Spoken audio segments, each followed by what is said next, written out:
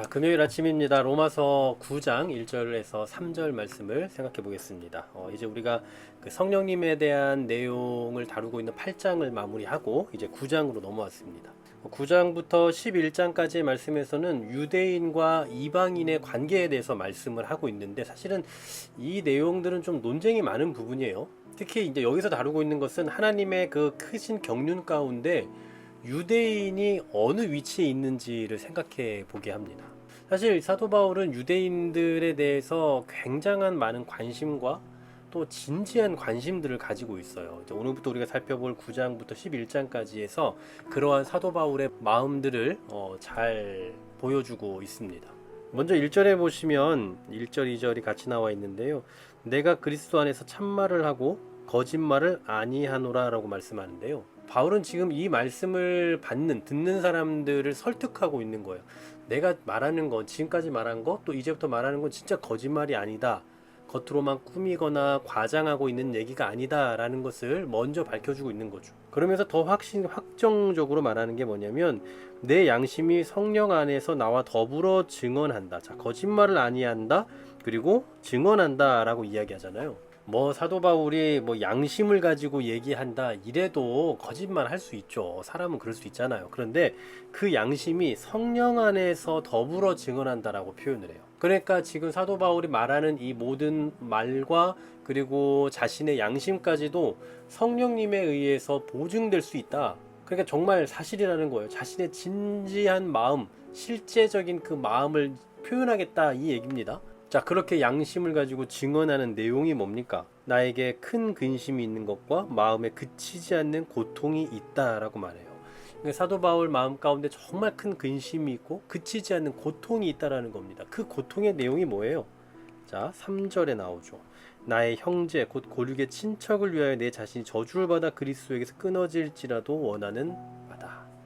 사도 바울은 지금 유대인들에 대해서 이렇게 표현하고 있어요. 나의 형제 곧 고륙의 친척. 그러니까 그리스도에게서 끊어지는 것은 하나님의 저주를 받는 거잖아요. 그럴지라도 자신이 간절히 원하는 바가 있다라는 거예요.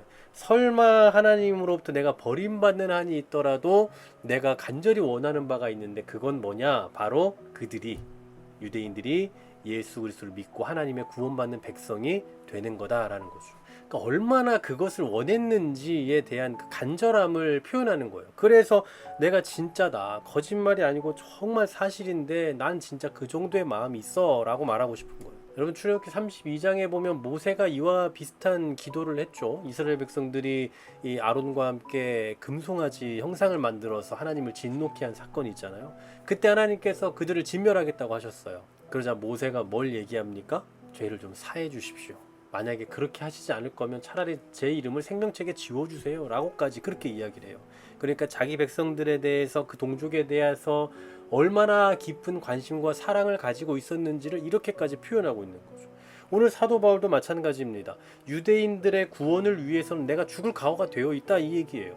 특히 지금 사도 바울은 누구를 생각하느냐 하면 골육의 친척을 생각해요. 그러니까 사도 바울의 생각에는 이 유대인들과 또 유대인인 가족들, 또 이웃들 모두 다 그냥 피하고 도망쳐야 할 대상이 아니라 그들도 하나님의 은혜와 구원을 받아야 할 대상이었던 거예요. 사실 이 바울은 유대인이잖아요. 사도 바울이 유대인이니까 그 유대인 공동체에서 살았을 거고 유대인 공동체 안에서 관계를 갖고 있었을 거란 말이에요. 그런데 지금 이제 이 바울은 그리스도인이 됐어요. 그러니 유대인과 그리스도인 사이에 치열한 대립이 분명히 있었을 거고, 그러다 보니 그리스도인들은 유대인들을 피해야 하는 그런 상황이었겠죠. 도망쳐야 되는 상황이었을 거라고요. 유대인 공동체가 훨씬 컸으니까.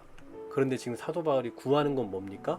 정말 저들, 내 고향과 같은, 또 내 가족들, 내 이웃들, 내 친구들 다 유대인일 텐데 그들이 정말 구원받아야 된다. 그들에게 정말 하나님의 은혜가 필요하다. 내가 저주를 받아서 그리스도에게서 끊어지는 한이 있더라도 난 저들이 구원받으면 좋겠다라고 간구하고 있는 겁니다.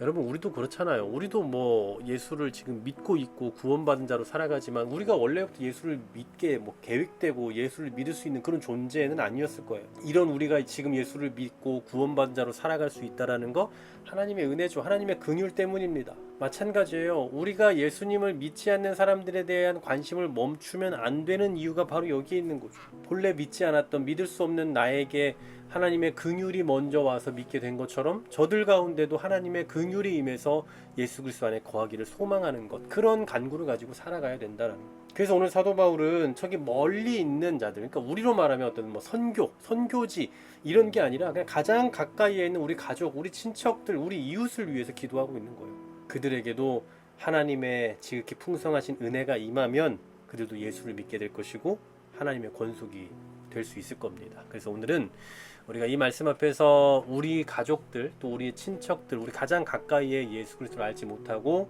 구원받은 백성으로 살지 못하고 있는 그 가까운 사람들을 한번 좀 생각해냈으면 좋겠어요. 그들을 위해서 잠깐이라도 기도하고 또 그들을 위한 관심을 끊지 않고 여전히 계속해서 나에게 먼저 찾아오셨던 것처럼 그들 가운데도 찾아가 주시옵소서라고 간청하고, 오늘 이 사도 바울과 같은 이런 정말 간절한 심정으로 저들의 구원을 위해 또 기도할 수 있는 그런 우리 모두가 되시기를 간절히 소망합니다. 하나님, 우리가 이미 하나님의 은혜를 먼저 받은 자이기 때문에 지금 구원받은 자로 살아갈 뿐입니다. 만일 우리가 받은 이 긍휼과 은혜가 다른 누군가에게 임했다면 분명 그들도 예수 그리스도를 알게 됐을 겁니다. 혹시 우리 주변에 우리가 사랑하는 가족, 친척, 이웃들 가운데 이러한 긍휼을 아직 경험하지 못한 분들 가운데 하나님 찾아가 주시고 저들을 만나 주시고, 그래서 저들이 우리와 함께 구원받은 백성으로 살아갈 수 있는 그런 은혜의 역사가 있게 하여 주시옵소서. 이를 위해 우리는 포기하지 않게 하시고 날마다 기도하며 오늘 사도 바울과 같은 이런 치열한 심정으로 주님 앞에 맡길 줄 아는 귀한 믿음의 백성들 다 되게 하시길 소망하며 예수 그리스도 이름으로 기도하옵나이다. 아멘.